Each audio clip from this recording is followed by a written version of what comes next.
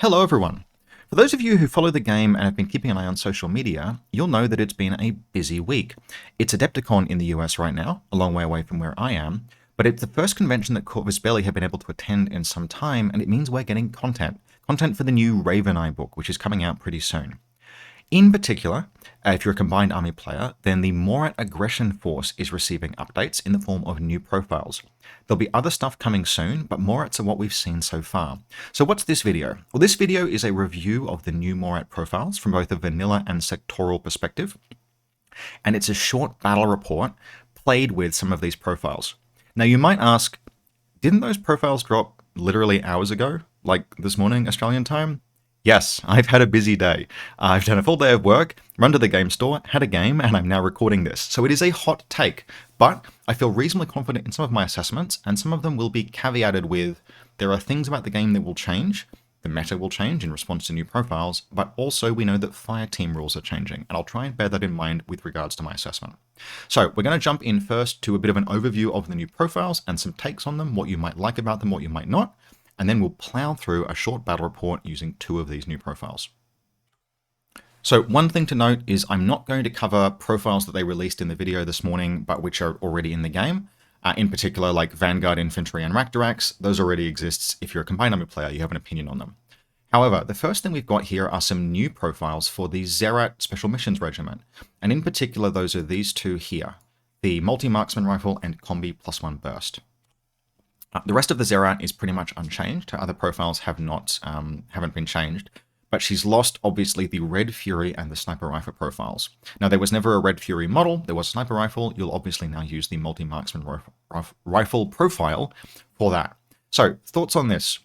I really like them. Actually, I almost like them enough that I may use them in Vanilla Combined, and that's a high threshold to clear.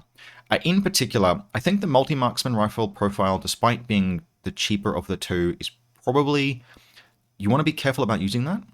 It's only burst 3, it's damage 14, which is nice, but it's got a pretty set target profile. There are things you want to be fighting with that, and there are things that you don't.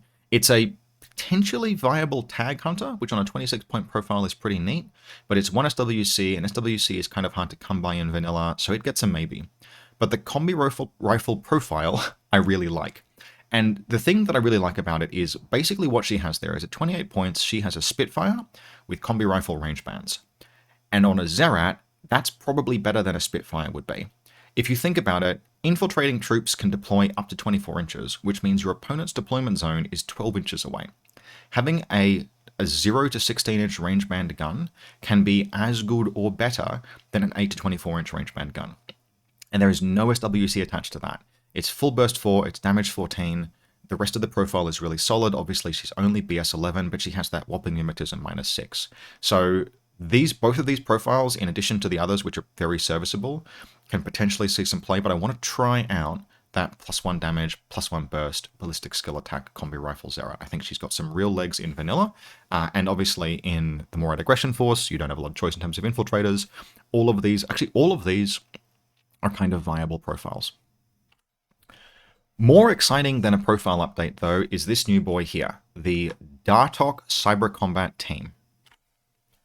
This is probably the high watermark in terms of new profiles. This guy is absolutely exceptional. There are 3 profiles. All of them are interesting variations on a theme, but the important thing is that all of them have pictures. You could run any of them, but I will usually be running the cheapest 21.1 unless I've really got some points spare. I don't think upgrading to the emitter +1 burst, that R means burst in Spanish, or the Combi Rifle is necessarily worthwhile, although it's not too expensive if you have the points spare. But the thing about this guy, the thing to think about it is, he is basically, what if you took Jasmine Jazz, who for cost is the best hacker in the game, increased her cost by 5 points, but also made her better? That's outstanding. So what are the upgrades? Well, okay, first thing it is worth noting, his whip is only 13, and Jazz is whip 14. And Jazz has I want to say, marginally better Trinity upgrade, but it's functionally very, very similar.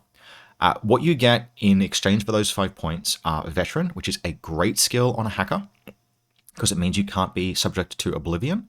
Obviously, it's also not a hacking device plus. It can't generate white noise, it can't marker state, so it's inferior in that respect. But it's got it where it counts. It can Spotlight, it can Possess, it can Oblivion, and it can Trinity with an upgrade. It's still got BTS 6. It also gets +1 armor, which is nice. It gets Phys 12, which is nice. and it is dogged, which means that it can continue carrying a fight against something like an enemy killer hacker or an enemy hacker. Well, not an enemy hacker with Trinity. This thing is exceptional. This thing will easily fit in vanilla combined army lists, and it legitimately competes with Bit and Kiss, which is an incredibly high watermark to clear. You Porqué no Los Dos this one. You play both of them pretty easily, and if you had to choose, you will often maybe choose Bit and Kiss. But the big thing about Bit and Kiss is that their only offensive program that isn't Trinity is Oblivion, which is fantastic. It's one of the best hacking programs, but it's not Spotlight, and it's not Total Control. And especially if you are running a like light but present hacking presence, if you're running like 2 hackers, then you want to be able to make ideally 2 AROs through every repeater, because you're only whip 13 on a lot of your hackers, or maybe 14. Sometimes you're whip 16 and you can have a really like beefy hacking presence. But if you're running a light hacking presence, you kind of want to have like that really good chance to land a spotlight with any given ARO, which one isn't. So I really like this guy. It was one of the star performers in the game that you're going to see very shortly. And Morat players, if you can run 2 of these, you probably will. Like a totally serviceable hacking platform is 2 21-point Dartox and a T-drone. That packs in at 2.5 SWC and just about 60 points, which is expensive, but that's super good. That's just a performer. They will do absolute work every game, no matter what the opponent is. They can be coordinated with Datarazzi super effectively because pitches are targetless and so are smoke grenades. There's just a ton going on here. So far, like clear winner. This is the clear winner of the Morat profiles. And if this thing is AVA2 in Morats, even if it isn't linkable, 100% fantastic. If it is linkable, like say Hassassin Baridza in vanilla, in Hassassin Baram, then that's cherry on top, because linking pitches is fantastic, but you do not need to link pitches to move these troops forward as part of a coordinated order and place your pitches. So 10 out of 10 profile. It competes with Jasmine Jazz. Holy hell. It competes with Bit and Kiss. It's fantastic. Next up, and a bit less of a hit, is the Kosot Killing Platoon. And I say that just because this is a guy that's kind of looking for a home. The profile is fine. It's 25 to 30 points. It's got mimetism. It's got close combat skills that are just bad enough to get you in trouble. Don't go into close combat with CC19 and nothing else. Shock immunity, but no wounding cap. It's armor 3 BTS 6, which is good. It's BS 13 actually, which is quite notable. But really what this guy is doing is waiting to see how the link team rules change and if he's linkable in Morats. You could potentially get a serviceable Haris out of these, although I don't think you will if there's any competition for them. But if they can wildcard, then that's pretty excellent. If you can't, then they're kind of just bad Zerats. They are medium infantry and they're elite troops. They can do some classifieds. BS attack T2 it's nice. It's fine. The submachine gun does some damage, but the marksman rifle, it's T2 marksman rifle with BS 13 mimetism. That's pretty cool. But it's just pretty cool, and it's 30 points. You'll be finding, if you want to actually have a dedicated gunfighter, you'll take the BS attack hit for exchange for the mimetism that's way better. Mimetism -6. There are lots and lots of MSV1s in the game, but there are fewer MSV2s. This guy's just, he's just waiting to see where he fits into Morat Aggression Force, because he's very, very unlikely to go into Combined Army. Second last, and also a win, is the Kaitok Shock Regiment. These are my second favorite after the Dartok, second favorite new profile, and they're very cool. You sort of look at this, everyone was kind of expecting this to be something like an Invincible's Fire Support Regiment, and it 100% is not. If there is anything that this is like that is already in the game, it's a Bear Pod, or like a similar Ariadne Super Heavy Warband. That's what these guys do. These are shock assault regiments, and they're kitted out to take that fight. The profile that you want to look at in vanilla, most importantly, is the cheapest one, 22 points.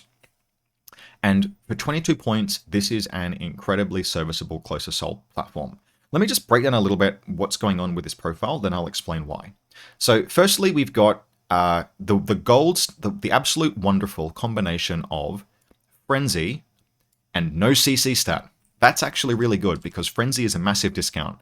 And usually Frenzy pays for close combat on a model, which is fine if the model can use close combat. But if you don't have close combat but do have Frenzy, then you get some real cheap business in exchange for that combination. And so what else is going on here? Well, 6-2 move. Fizz 14, with big bonuses to dodge range, which means the model can move 6 inches, do a Fizz 14 dodge, and then dodge 4 inches. So like super, like jetpacking along, or however you want to visualize it, Naruto running if you must. Very, very mobile, even for a deployment zone based trooper. Like other pieces I mentioned before, it coordinates really well. 6-inch first short skill, and then maybe that arise you throw smoke or something, it gets forward. You'll want to use coordinated orders in vanilla with this guy. Armor 5, BTS 3, 2 wounds. Tough as hell for its points cost. There are other models that are tougher in absolute terms, 100%. The Sogarat, for example, in Morats is tougher. A tag is tougher. But there is like nothing in the game, or just about nothing in the game that is this tough for 22 points, or 24 points, or 31 points. 31 points decided to get there. That is, and it's only Frenzy. It has cover to start with. That is a very tough profile. The downside is BS 12 and no CC stat really to speak of. So you've got to make something happen with this BS 12, BS stack plus 1 damage. Fortunately, it really, really delivers. So all of these profiles can potentially see some play just by dint of being really nicely cheap. But the one I think you want to start with in vanilla is this chain rifle plus 2 burst, flam and spear heavy pistol. So what do you want to do here? What you want to do is you want to make close attacks with this model.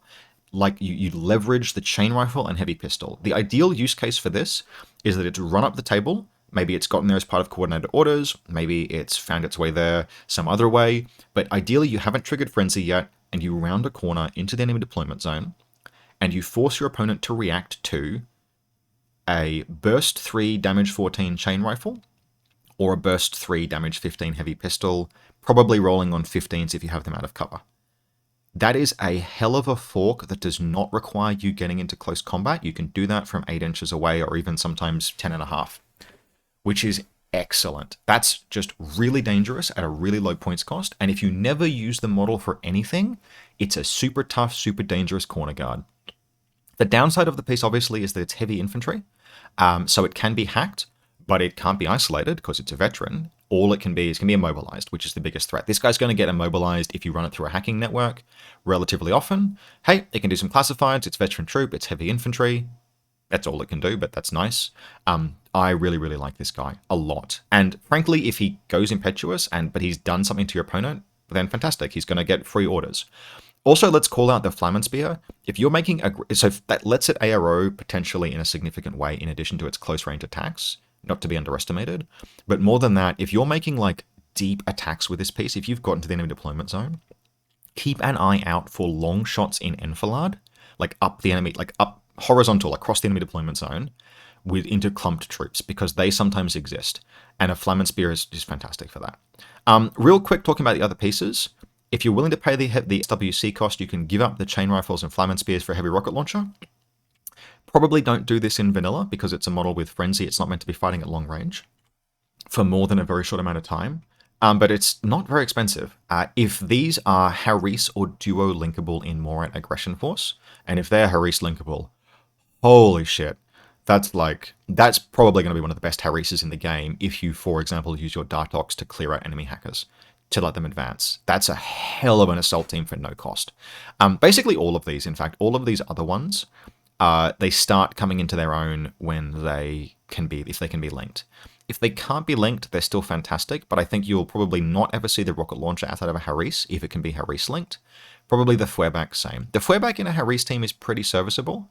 If it can wildcard for some reason, it's busted as hell. This is solid, but a bit too expensive. 36 points is going to beginning to get a bit expensive. The Breaker Rifle Morat Heavy Pistol is a basically upgunned version of the Chain Rifle profile that can hit a wider variety of targets. Particularly the danger of the Morat, there are certain targets that will be willing to take those chain rifle hits but won't be willing to take the Morat. And having what is effectively an armor-piercing weapon under the same circumstances means that this profile can tag hunt. However, 31 points is expensive. Oh, it also can go into Suppressive Fire. It's the only one that can go into Suppressive Fire, which is very relevant. But being 31 points it means it's a much more considered piece, whereas in Vanilla Combined, if you have like 8 points spare and we're already taking a few Datarazi, turn one of them into a Kaitok, and it might just crack a hole in your opponent's defense. Fantastic, fantastic profile. Not quite as potentially like game-changing as the Dartok, but very, very good. Super easy splash. It's like a way better version of a digger. It's the Morat version of the Combined Army version of a super heavy warband, and that is an archetype of troop that I love from Ariadne, and I'm gonna 100% use in vanilla combined. Last piece, and probably least interesting, is the Zabuk Morat Enslavers. These are like those stupid journalist Shazvastii pieces whose name I forget. These are profiles generated in order to allow players to play a piece that they pay money for. It's pretty cool. Like, so Parasis W-9 is like actually hilarious. Those things are super relevant. But this is a confused piece that isn't really doing anything, and that's fine. It's okay. This is mostly a HVT model for Morats. Like, let's not beat around the bush. 90% of the time, if you're a Morat or a Combined Army player, you'll either be using this as a proxy. It's a fantastic Tyrock Hunter proxy, by the way. So is the Killing Platoon. Fantastic Tyrock Hunter proxy. If you want one of those, it's probably, frankly, it's a good proxy for a fair few things, but it's not a fantastic profile. Of the two, the Heavy Riot Stopper profile is the pretty easily preferred one because it's got a big template weapon. And hey, if this can somehow go into a Link team, it's not that much more expensive than a Morat Vanguard. You might use it for something. Whatever, it's a cool little gun. But this is a much more niche piece, and I don't even know if they're in vanilla, but if they are, you don't use them. Okay, so let's put this all together. I have no idea what the Morat Aggression Force is going to look like with these new profiles, and the reason why is that until we know their availability and their linkability and how Fireteam rules are changing, if at all, but they probably are, then we can't make a judgment on Morat Aggression Force. But we can make a call on vanilla, which is obviously being unaffected except in terms of opponent power by the link team changes, and can make use of these new pieces. So this is the list that I ran tonight. And it is an adaptation of a similar list that I've run, and you've probably seen on this channel before, a very familiar Combined Army shell. Let's just zoom in here a bit. Okay, so let's just call out to start with Tyrock Mine Layer, Kurgat Engineer. Those are not a Tyrock and a Kurgat. It's just that those two pieces together have the SWC cost and points cost of a Dartok submachine gun and a Kaitok chain rifle heavy pistol. So they're slotting in there. Couple of things that they have let me do. The presence of the Dartok, especially. So the Kaitok is just kind of like, cool, it's a big, heavy, chunky boy. Maybe it'll do something. That's awesome. Why not? I'll have it in there. The Dartok, though, allows the list to change in some significant ways. So because it adds in another hacker, I can start doing things. I can have 3 hackers in this list without having to pay for like more expensive upgun pieces like my usual Chirontid and Umbra Samaritan, and that lets me fit some other things that are pretty interesting. So one of them obviously is the Kaitok. We've gone back to a Nexus Lieutenant Hacker. It is obviously way cheaper than a Chirontid. It's also way worse, but it's 40-something points cheaper, so what do you want? To note, yes, this is a semi-obvious lieutenant. There's only one other candidate in the entire list. I don't care. Yes, I can be killer hackered. I don't care. Count how many veterans there are in this list. I think there are like 8. Like more than half the list are veterans, and some of the other models are irregulars anyway. This list is as close as you can come to giving no fucks about loss of lieutenant in basically outside of Morat Aggression Force itself and lists that pay through the nose for chain of command. So if people go after this Nexus, I do not care. I welcome them overextending to make a kill that will then get their attack pieces destroyed. We've got a riot show, good old fashioned, just like a nice riot show. If I had the points, I'd probably make this the NCO. You're not always able to productively spend the Nexus Lieutenant's order because it can't cybermask the way that the Chirontid can. But it's very expensive to make that upgrade. I would do it if I could, but I can't because I'm fitting other things. If you wanted to afford that, I think you could do it by downgrading the Kaitok to a Datarazi, but don't do that. So all of these cuts, what do they get you? They get you Sheshkin. She's 54 points, which is not cheap, but she's an absolutely fantastic gun platform, and she's one of my favorite pieces to play in the game, and I've been missing her. The Umbra is a compromise piece that I take because it is cheap enough to allow me to afford other things. Now I can take Sheshkin again. You would change this list if you wanted to play it in different scenarios. Its specialists are not quite perfect for things like supplies. It can absolutely play countermeasures, but it should do some things a little bit differently. But tonight we're playing rescue, and so the list I think is basically fine for that. Bounty Hunter is good in rescue. The Kaitok is good in rescue. The Raicho is good in rescue. Sheshkin is very good in rescue. And then you run into the combined army problem of lots of impetuous and remotes. But I think this is pretty serviceable. So we played it into Nomads. I do not have the Nomad list here, but I'll run through their deployment zone and I'll show you the table. So, as noted, I was playing against Vanilla Nomads. So Vanilla Combined versus Vanilla Nomads. And we're playing Rescue. I've won the role. I've elected to go first, and my opponent has picked his side of the table because it has just a bit better access to high ground outside the deployment zone. So in particular, this exclusion zone, this dead zone here, where he would otherwise put Morans, it's just a little bit non-ideal, whereas here he's got some nice buildings to put Morans on, so that's fair enough. I'm deploying first. The Raicho was my reserve. And this is a kind of blurry photo, so we might look at the rest of it from my opponent's side of the table. But we've got a little Tiger creature here. My Nexus has gone down here. My Bounty Hunter has gone down here and rolled up a HMG. That's super awesome. It'll never matter. Our drone is here. The Raicho has reserve deployed there after seeing my opponent's deployment. Sheshkin is nooked in here. 1, 2, 3 Dadarazi. The Kaitok is here. And the Dartok is over here with the Dadarazi and the Kaitok. So the new Morat models are all on this flank, so I hope they get to do something. And then otherwise we've got some Imatrons that have landed, and my HVT is here, and you can see my opponent's rescued civilians are all there. This is a nicer picture, so we might use it for most of the game. On my opponent's side of the table, he's got, from left to right, there's a moderator over here that you can't see. There's also a reserve drop Uberfell Commando. He kept the Uberfell Commando in reserve just as a hedge against Speculo killers, which is totally reasonable. We've got a Clockmaker with a friend bot that's over here, and an Evo hacker. We've got a Vostok hanging out here, a second moderator, so one of those two is the lieutenant, a missile bot, the PAL bot, a Zond Nort hacker, and then Jasmine Jazz is the second hacker in the list. Billy as far forward as he can. He's not in cover, but this is the only attack path to him, which he wouldn't have cover against anyway, so he's just projecting his repeater area. A Salamander. And then we've got, on this rooftop, hanging out just behind the rescue target, we've got a Moran with a Fast Panda, and another Moran with another Fast Panda. So you can really see here, it's very easy in rescue to have, and I do this myself by accident when I'm building tables, to have exclusion zone, or dead zones rather, that really are dead zones. Because as a table builder, you're like, okay, deployment zone, it's good. Middle of the table, it's good. And kind of forget that 4-inch strip. But in this case, this side of the table had some good positions for Morans, even with the exclusion zone. So I'm going first, and my opponent has identified that my Raicho is in my second combat group, and he doesn't want to deal with that, doesn't want it to attack, so he has, and because it's got some face-to-face rolls, it's deployed, it can't see the Vostok where it is, but if it vaults onto that barricade in front of it, it will. And he does not want to lose the Vostok outright at the beginning of the game, so he's just kind of chilled, he's taken orders from that, which means my first combat group has full bottle. So what do we do? Well, the first turn is a pretty solid one. So the Raicho takes a face-to-face roll against this Warcore and this Flash Pulse bot, and it kills both of them in one order. That's most of what it will do this turn, but that's really good. It obviously doesn't have a lot of orders.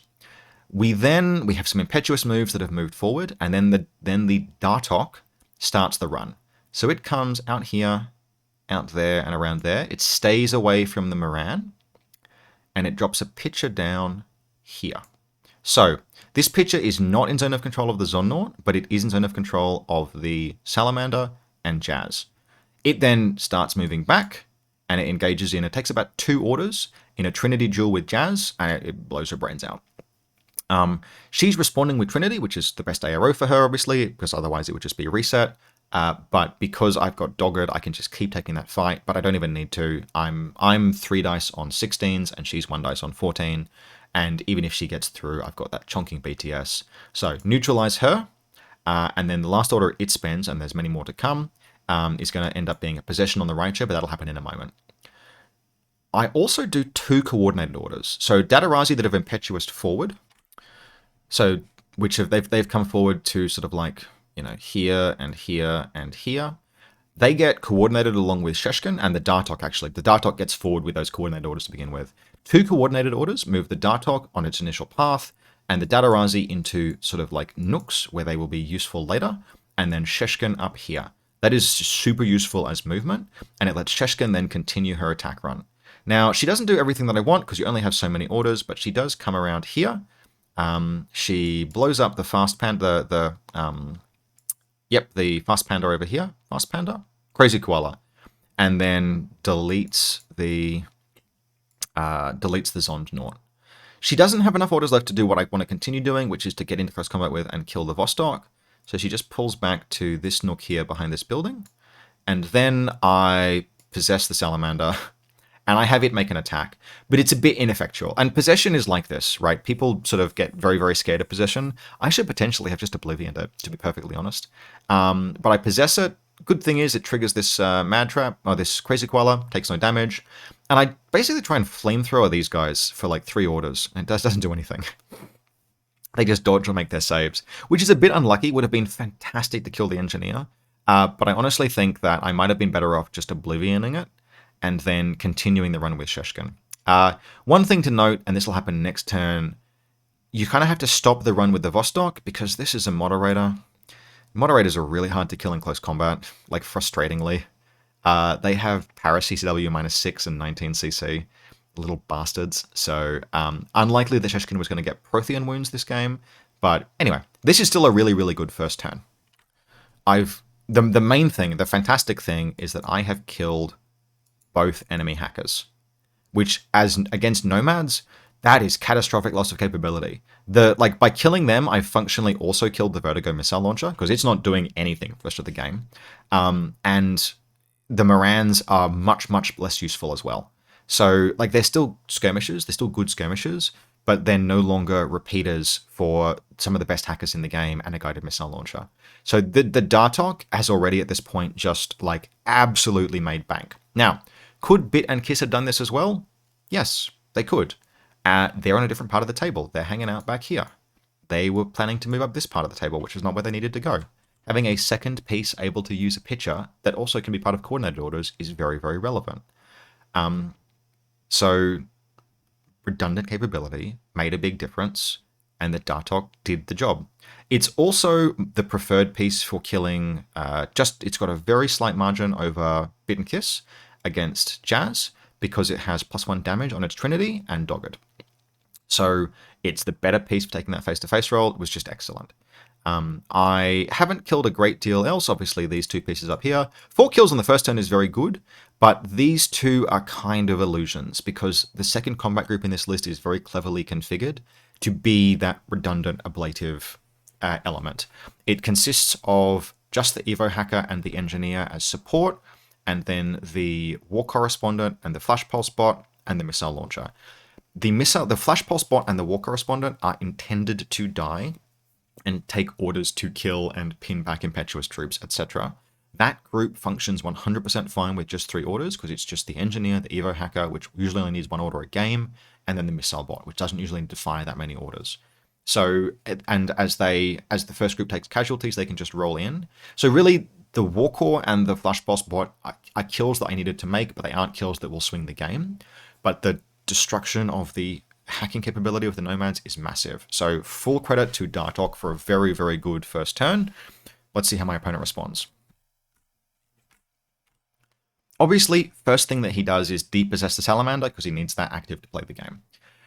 We actually spent a little bit of time workshopping together kills that he can make, because I'm kind of pulled back and hunkered down. The last couple of orders in my combat group were spent actually getting the Raicho out of its current position, because it's in too much danger from the Salamander where it is. It will die. So what we figure out is that the Salamander has a position where it can move back to where it was, climb up onto this rooftop, and then climb up onto this rooftop, and take this high ground. Now, problems are it's surrounded by repeaters. The Dartok itself is nooked back there and has laid a repeater at ground level over here in addition to this one over here. But those are solvable problems. So the Evo Hacker is going to support where Theory does the tag.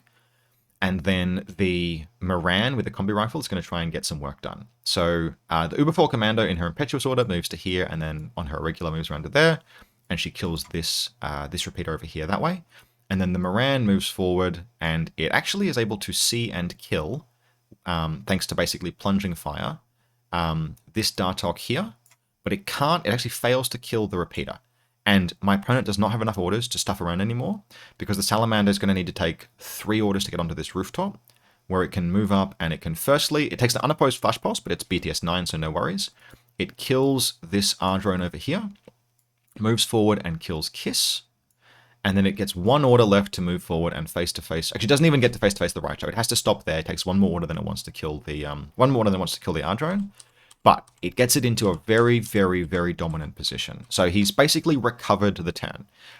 He's killed 3 of my troops, although one of them is a synchronized model. So really, I'm down 2 orders. But he's also cleared off the repeaters that I've initially laid. He's got Fairy Dust up on his tag. He does not recover so the Vostok is still intact. So he gives up marksmanship on the Vostok, but he gets to tag into a really good position. So at this point, it's turn 2. I need to start playing the scenario a little bit. We have a Datarazi impetuous around here, and it throws a smoke grenade here, so that the Salamander, which at this point is sort of like there, it blocks the Salamander's line of fire, this big smoke template, to Sheshkin. So Sheshkin can then spend most of the rest of the turn, actually. She comes out here, runs along this way, synchronizes with the civilian on the way past. The Moran gets a dodge. She shoots the Moran to death when it dodges into line of fire, runs into close combat with and decharges the Vostok into unconsciousness, and then runs away. She has to run away. I'm actually seriously considering continuing the run around here, but then I remember that that's a moderator, and moderators are really, really hard to kill in close combat. The moderator would actually reduce Sheshkin's CC to 20 and only be on CC 16 itself. That's way, way too close for a coin flip. I am not taking that fight. 100% not. So Sheshkin just runs back to the position that she previously occupied, but she's killed 2 things, and now she is controlling a civilian. I don't have a ton else that I can do with this turn, although the Raicho dismounts, as it's looked back here, it crosses this position here, moves around, and it takes a face-to-face roll with the Salamander, and it takes, I think it gets like 3 orders face-to-facing, and it drops the Salamander 2 wounds, but it can't kill it with the orders that it has, and that's fine. I'm 100% satisfied with that as a turn. I've got my first scenario runs on the board. I've got one of my melee kills done for Predator, my classified, and my opponent is down 2 more orders and some wounds. Oh, right, so the Raicho also kills the Masai Moran. So just good outcome. I'm trying to think. Oh, the Uberfall Commando she got spotlit in the process of taking various fights, so I also missile her. So my opponent at the end of my turn is down the Uberfall, 2 wounds on the Raicho, both Morans, and the Vostok is unconscious. So very good turn. My opponent, again, has to try and recover ground at this point, but his ears are very thoroughly pinned back. You can kind of feel at this point that like a miracle needs to happen. So a lot gets spent on the Vostok this turn. The Salamander, she takes, I think, 1 face-to-face roll with the Raicho, which cuts back at a line of fire. It's inconclusive.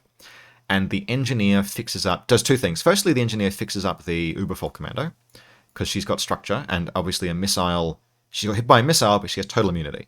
So she's just unconscious. She took 1 hit. So the Engineer fixes up the Uberfall Commando and the Vostok, and then it has 1 order left, and my opponent does not want to drop Fairy Dust, so it uses the last order in its group to go into suppressive fire. The Vostok then spends all of the orders in the first combat group, like just running this direction, and then around here to engage the Raicho. And it takes it in a face-to-face roll, and the Raicho, it needs 12s, and the Raicho needs 1s because of the range band. I mean, 0 range, so minus cover. The Raicho needs 4s, 5s. It's minus 9. So I fire explosive rounds, but it does jack all. But the Vostok, by the same token, it's not packing armor-piercing rounds. It's just got a very high-power gun, damage 16, and it bounces off the Raicho for a couple of orders. And then it kind of just pulls back out of line of fire, and it coordinates suppressive with the Salamander. The Salamander gets Oblivioned and total controlled. I miss the total control because of the firewall. I hit the Oblivion, but it tanks it because of the firewall. But the Guts check knocks it out of suppressive fire. But I think that's actually fine. Bit inconclusive because the Raicho would just have re-engaged it. at about 24 inches. So it's okay. It's much of a muchness. On my turn, the Raicho activates and it finally deletes the Salamander, and Sheshkin pulls back the rest of the distance to get the HVT, the captured civilian, into my deployment zone. I don't really have quite enough points left to do everything that I want. A Dadarazi charges into close combat with and kills the Vostok, which gets me my second kill for Predator, but I'm not going to be able to get my third for its bonus. But that's fine, classified done. And the rest of my turn is the Bounty Hunter running up to here and synchronizing this civilian, and then the Kaitok running up to here. Actually, I'm going jump, because it's 6-2 movement is great for jumping. So the Kaitok it move dodges, and then it move dodges, so it covers 20 inches in 2 orders, and then it jumps, and then it jumps, and then it runs to here, and it kills the Uberfall Commando and the with its pistols and chain rifles. It kills the Uberfall Commando and the Clockmaker, and then synchronizes the civilian and goes prone on the ground. So yeah, that's like, I've gotten 1 HVT back to my deployment zone. I've gotten no HVTs to my dead zone, but I am synchronized with 3. And my opponent now has no tag, no Vostok, no engineer, no hackers, no Morans. And he makes actually a fantastic play, which is the Raicho's in suppressive fire. This moderator, this one back here, goes Lieutenant Order, move, move, move, move through suppressive fire and synchronize this civilian. And I hit her once, and she passes the save, synchronizes the civilian, and scores 1 point, which in addition to test run means my opponent has scored 2, but that's all that he gets. By comparison, I'm synchronizing 3 civilians, and I have the most civilians in a deployment zone, and I'm classified, so that is a 7-2 win to this newly minted combined army list, and I'm super happy with it. I really, really want to see how it looks when the Kaitok gets to strut its stuff, but against Nomads, you just have to deal with the hacking presence and the Morans first, and so he just sort of didn't get to attack early in the game. He was also kind of a victim of deployment here. So I was pretty conscious in Sheshkin going here, the Kaitok going here, meant I had vectors up both sides of the board, and my opponent stalled this one. So the Moran and the Salamander is something that the Kaitok can't really fight. The Moran and the Salamander here meant that the Kaitok, basically, he took one for the team, not being able to attack, so that Sheshkin could. So a lot of the success Sheshkin had can kind of be attributed to the fact that resources were drawn away from her. And like, pro tip, Sheshkin, you can't afford to draw resources away from Sheshkin. But yeah, overall, very happy with this list. Super happy with the new profiles. Morat Aggression Force, we have to see how fire teams change, but potentially really interesting. And Vanilla Combined Army have like 3 new profiles between the Zerat, the Kaitok, and the Dartok that are like very solid inclusions in lists. Not an inclusion in every list. This doesn't really represent like a power increase.